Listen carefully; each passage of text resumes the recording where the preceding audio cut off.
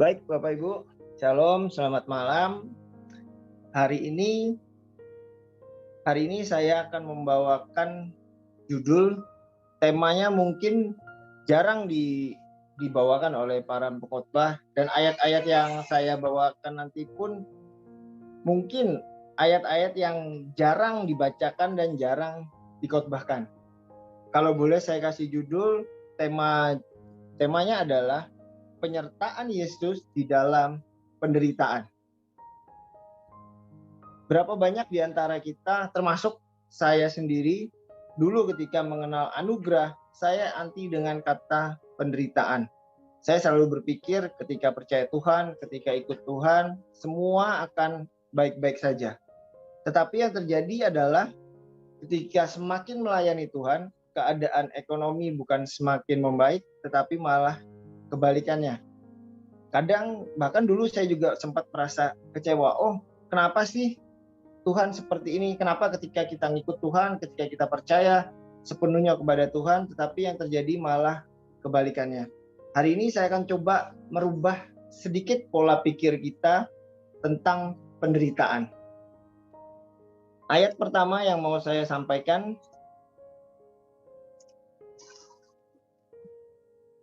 ini Bapak Ibu, ini sudah mungkin ayat hafalan bagi kita semua. Bahkan ini ayat yang hampir pasti selalu dikhotbahkan ketika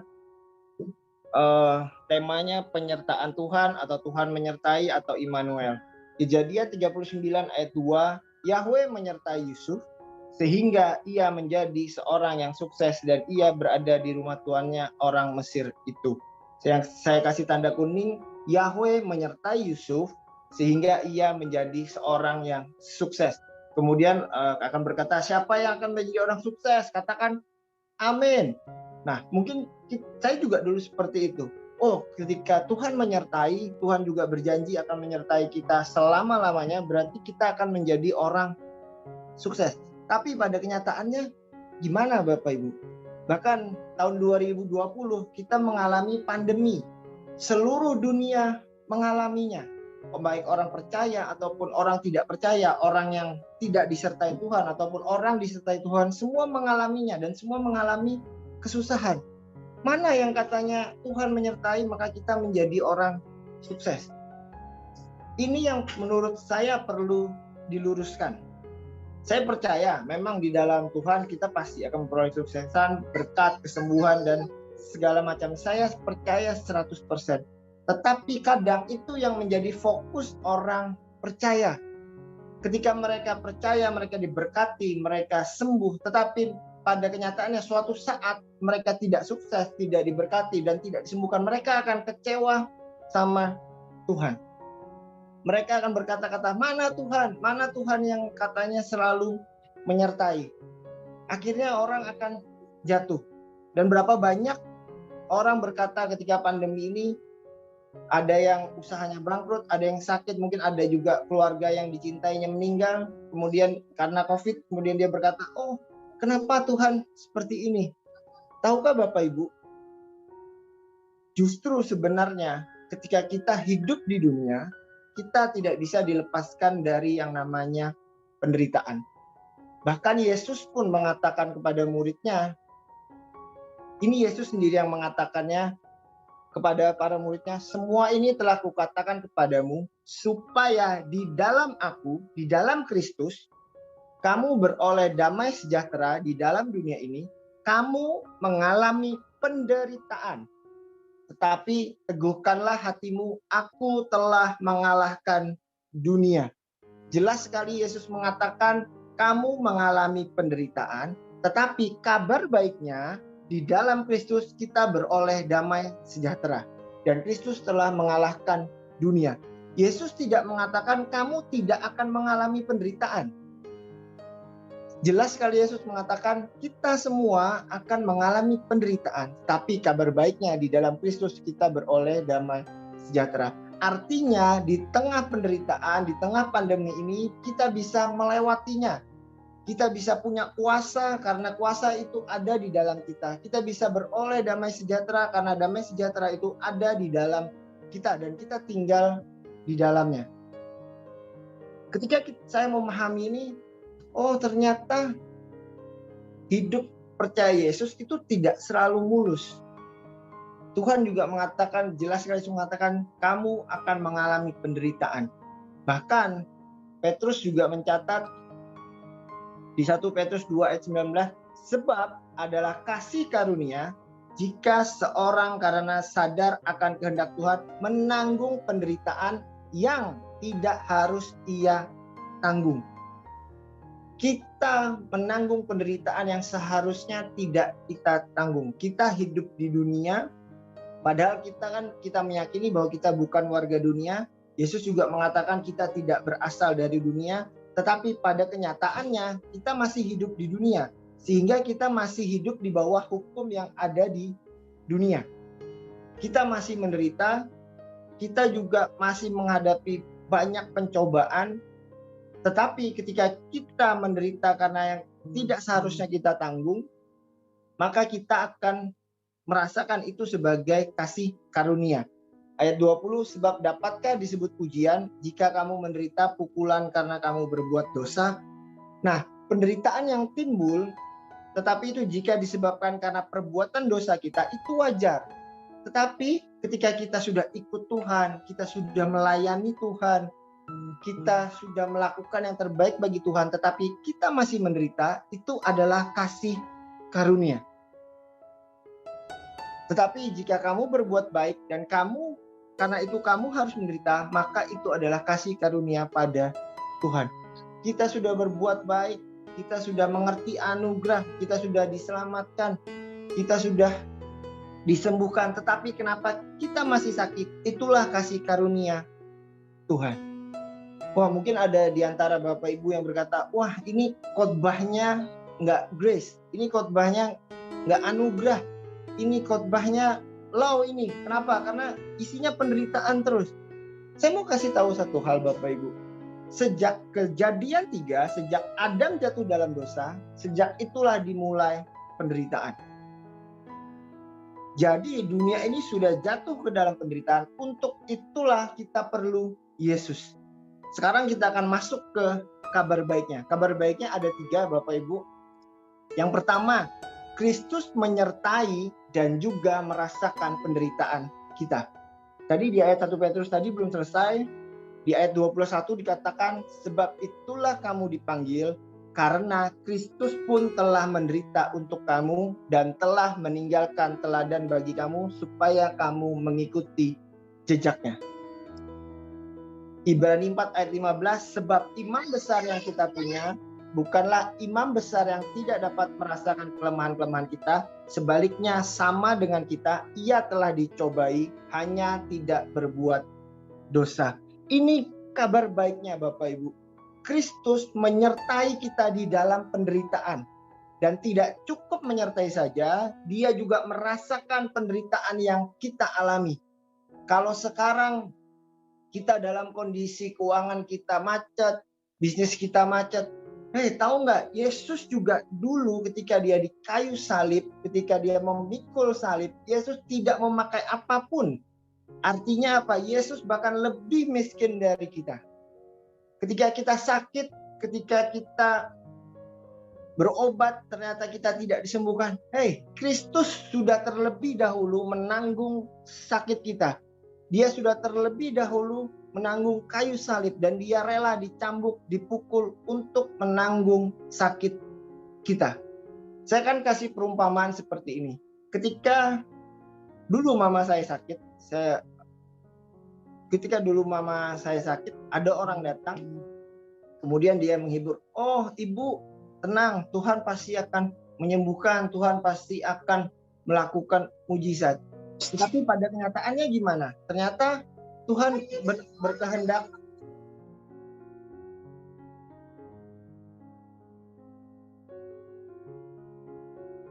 Tuhan berkata lain. Dan saya berkata, oh kamu gampang ngomong seperti itu karena kamu tidak merasakan sakit yang seperti mama saya alami. Saya berkata seperti itu. Tetapi ketika Yesus yang berkata, Yesus mengatakan, kalau kamu sakit, aku juga dulu merasakan hal yang sama. aku juga menanggung beban yang sama. Maka di situ kita bisa merasa, oh ternyata Kristus telah menjadikan teladan bagi kita, dia telah menderita bagi kita. Bahkan sebelum kita menderita, dia sudah mengalami penderitaan yang bahkan lebih dari yang kita alami. Kemudian di 2 Korintus 1 ayat 3, terpujilah Tuhan Bapa Tuhan kita Yesus Kristus, Bapa yang penuh belas kasihan dan Tuhan sumber segala penghiburan, yang menghibur kami dalam segala penderitaan kami, sehingga kami sanggup menghibur mereka yang berada dalam bermacam-macam penderitaan dengan penghiburan yang kami terima sendiri dari Tuhan. Kristus menyertai dan menghibur kita supaya kita bisa menghibur orang lain. Ini kabar baiknya Bapak Ibu. Kristus menyertai dan menghibur kita. Jadi dengan kondisi yang kita alami sekarang, mau itu sakit penyakit, mau itu pergumulan, mau kita ditinggalkan oleh sesama, Yesus yang telah menghadapi itu semua menghibur kita. Jadi seumpamanya seperti ini, ketika ada orang yang sakit kanker, kemudian ada orang datang menghibur, Bapak Ibu pilih mana? Yang orang yang pertama, orang yang sehat, kemudian dia berkata, oh nggak apa-apa sakit ini, kamu nanti pasti sembuh. Atau mungkin yang kedua, ada orang yang sakit kanker, kemudian dia datang menghibur kita, dan ternyata dia survive dari kankernya, dan dia menghibur kita. Kalau saya kan pilih orang yang kedua. Artinya apa? Orang ini sudah melewati kankernya, dan dia berhasil hidup. Nah, sama seperti itulah. Yesus mengalami penderitaan, Yesus bahkan setia sampai disalib, tapi dia bangkit Bapak Ibu. Artinya apa? Yesus sudah melewati penderitaan. Nah, kalau Yesus yang sama sudah melewati penderitaan, kita pun pasti bisa akan melewati penderitaan yang kita alami sekarang. Tetapi Paulus tidak cukup sampai di situ. Paulus mengatakan ketika Yesus menghibur kita, kita pun harus menghibur orang lain yang sedang menderita. Jadi kalau saya dulu berkata seperti ini, oh orang terima anugerah, orang terima kasih karunia itu ketika doa mereka dijawab sama Tuhan. Ketika sakit disembuhkan, ketika mendapatkan berkat orang berkata, oh aku terima anugerah, aku terima kasih karunia. Tetapi Paulus mengajarkan kita ketika kita dalam penderitaan, kita juga harus menghibur orang-orang yang berada di dalam penderitaan juga. Jadi jangan malu untuk bersaksi Bapak Ibu, jangan malu untuk mengatakan bahwa kita nggak sanggup, kita nggak kuat, sehingga kita bisa membantu menguatkan orang lain. Jadi mulai dari sekarang, mulailah bersaksi. Meskipun kondisi kita masih susah, masih sakit, kita bersaksi bahwa Kristus yang akan memampukan kita, yang terus menyertai kita. Kemudian yang ketiga, Kristus menyertai dan tidak ada yang dapat memisahkan kita. Roma 8 ayat 35, siapakah yang akan memisahkan kita dari kasih Kristus? Penindasan, kesesakan, penganiayaan, kelaparan, ketelanjangan, bahaya, atau pedang. Kemudian ayat 36, seperti ada tertulis, oleh karena engkau kami ada dalam bahaya maut sepanjang hari, kami telah dianggap sebagai domba-domba sembelihan. Ayat 37, tetapi dalam semuanya itu kita lebih daripada orang-orang yang menang oleh Dia yang telah mengasihi kita. Berapa banyak Bapak Ibu, ayat ini ayat favorit yang selalu mengatakan lebih dari pemenang. Mereka melupakan di ayat 35-36-nya. Ayat 35-36-nya itu berisi penderitaan. Tetapi kabar baiknya di ayat 37 dan 38, sebab aku yakin bahwa baik maut maupun hidup, baik malaikat maupun pemerintah-pemerintah, baik yang ada sekarang maupun yang akan datang, atau kuasa-kuasa, atau baik yang di atas, baik yang di bawah, ataupun sesuatu makhluk lain, tidak akan dapat memisahkan kita dari kasih Tuhan yang ada di dalam Kristus Yesus Tuhan kita. Paulus jelas sekali mengatakan, mau kesesakan, mau penganiayaan, mau kelaparan, mau bahaya, mau pedang, Bahkan ketika kita diserahkan sebagai domba-domba sembelihan, tidak ada yang dapat memisahkan kita dari kasih Kristus. Inilah kabar baiknya Bapak Ibu. Inilah kabar sukacitanya. Inilah kabar anugerahnya. Di tengah penderitaan, Tuhan tetap beserta kita.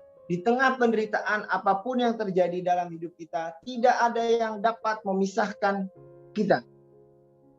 Terakhir, saya akan tutup dengan ayat ini, 2 Korintus 12 ayat 9. Tetapi jawab Tuhan kepadaku, kepada Rasul Paulus saat itu, cukuplah kasih karuniaku bagimu, sebab justru dalam kelemahanlah kuasaku menjadi sempurna.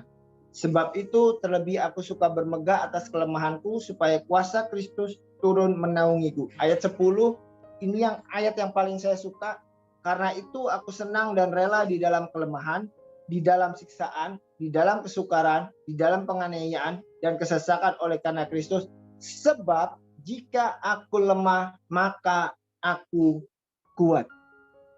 Ayat 10 saya ulangi, karena itu aku senang dan rela di dalam kelemahan, di dalam siksaan, di dalam kesukaran, di dalam penganiayaan dan kesesakan oleh karena Kristus.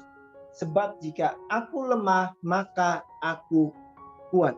Inilah yang saya maksud, jadi orang Kristen jangan anti dengan penderitaan Bapak Ibu.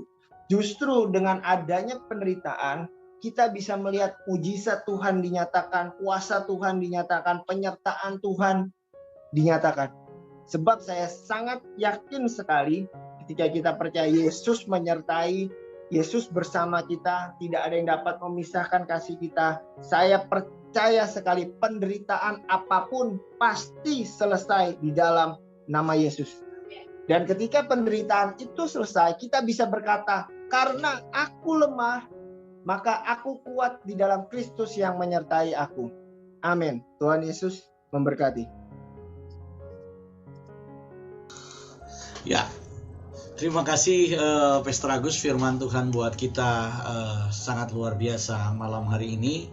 Bagaimana kita memahami teologi salib. Jadi sebenarnya kalau kita bicara teologi salib, maka kita bukan berbicara sebenarnya tentang teologi penderitaan. Bukan, teologi salib adalah teologi kasih karunia. Karena itu apa yang disampaikan oleh Pastor Agus tadi, bahwa penderitaan itu sebenarnya adalah bagian dari kasih karunia Tuhan. Saya ingin tunjukkan satu ayat, ini 1 Petrus pasal yang keempat ayat pertama. Firman Tuhan berkata begini, jadi karena Kristus telah menderita penderitaan badani, kamu pun harus juga mempersenjatai dirimu dengan pikiran yang demikian. Karena barang siapa yang telah menderita penderitaan badani, ia telah berhenti berbuat dosa. Nah, ini menarik sekali. Kenapa kalau kita berbicara tentang penderitaan badani, justru Rasul Paulus mengaitkan itu dengan berhenti berbuat dosa. Bahwa seolah-olah Paulus ingin mengatakan kalau kemudian kita hidup di dalam kesenangan duniawi ini, kesenangan badani ini, kesenangan jasmani ini, maka kita aktif di dalam